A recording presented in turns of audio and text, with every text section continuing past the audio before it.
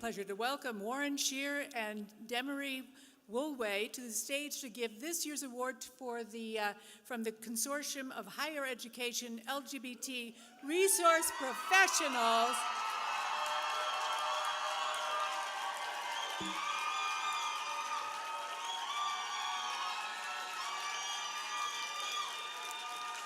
Here they are. And these are the folks that bring all the wonderful students to this conference. And they were founded here at Creating Change. So here they are, Warren, Demery. Hey y'all, I'm Warren. And I'm Demery.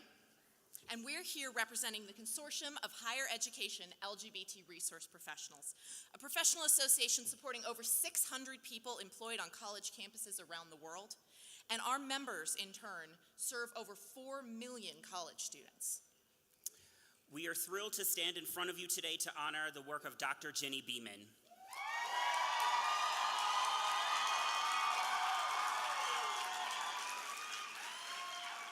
Genny is the director of the Stonewall Center at the University of Massachusetts Amherst, and is so much more to so many more. Genny has been a force in our field, reliably pushing us forward as a profession and as a community.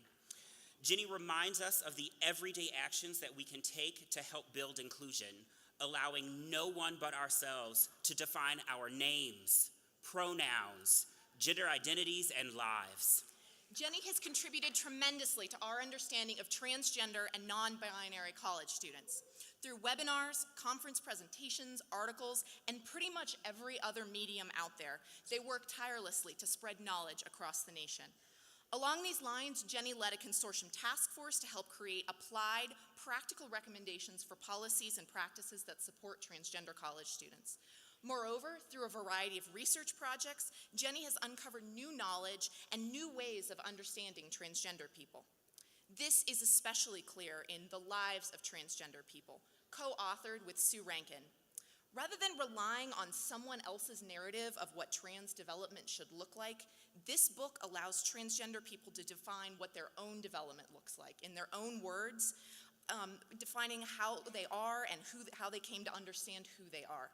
As practitioners in higher education, we have all become better at what we do thanks to Genny's research. If this were all that Genny had accomplished, it would be impressive, and yet there's more. Genny is also a scholar of history, having taught and published on a variety of underrepresented topics. They have a particular interest in understanding the history of LGBTQ people of color. They have worked to elevate trailblazers who have often been overlooked in queer movements.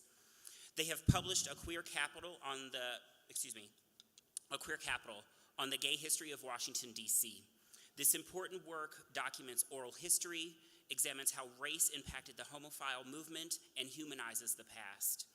Genny's work helps record pieces of our shared queer heritage that would otherwise be lost.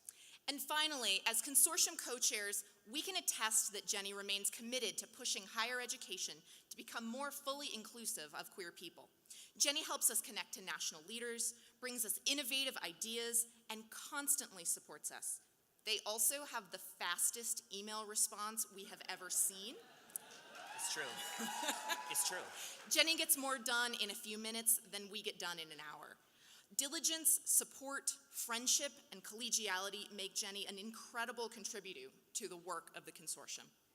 Therefore, on behalf of the consortium and the National LGBTQ Task Force, we are proud to present Dr. Genny Beemyn with the Consortium Research and Assessment Award. But if I have to scream and shout, baby, I'm a star. Ooh, you might not know it now, but baby, you'll find out I'm a star. Ooh, and I wanna stop until I reach the top. Sing it! Thank you. I tremendously thank the consortium for this award and for Creating Change for the opportunity to have the award be presented here.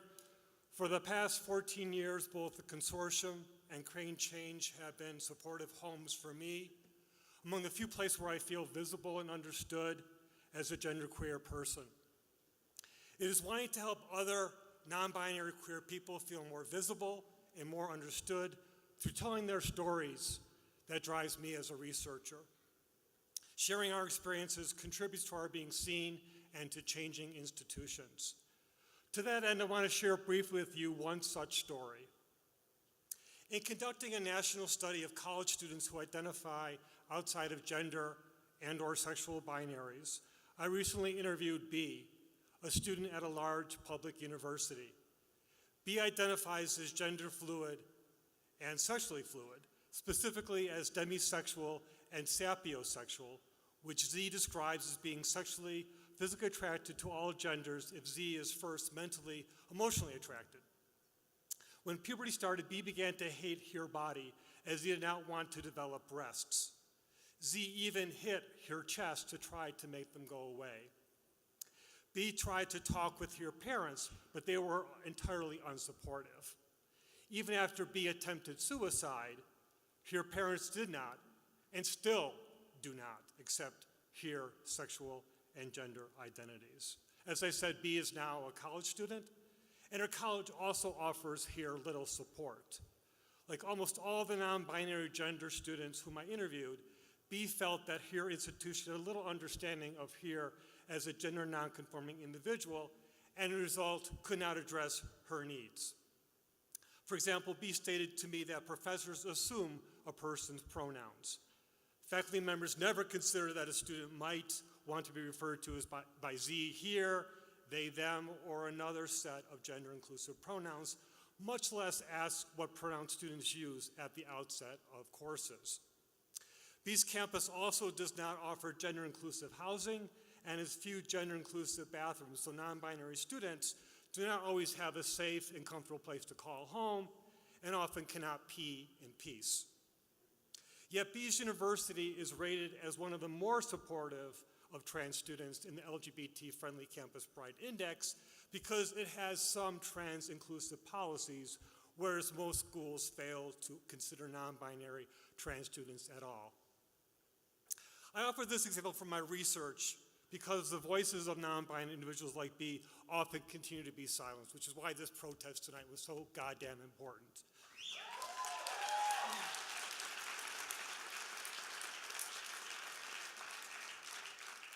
Few people know the truth of our lives, and little pressure is applied to institutions to make our lives better.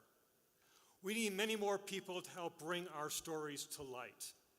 Several of us queer activist researchers will be leading a workshop in the first session tomorrow morning discussing how you and all people can contribute to LGBTQIA+ communities and movements through scholarship. You do not need to be a faculty member or a graduate student or have a PhD to be a researcher. Anyone can make a difference. Create change. Thank you.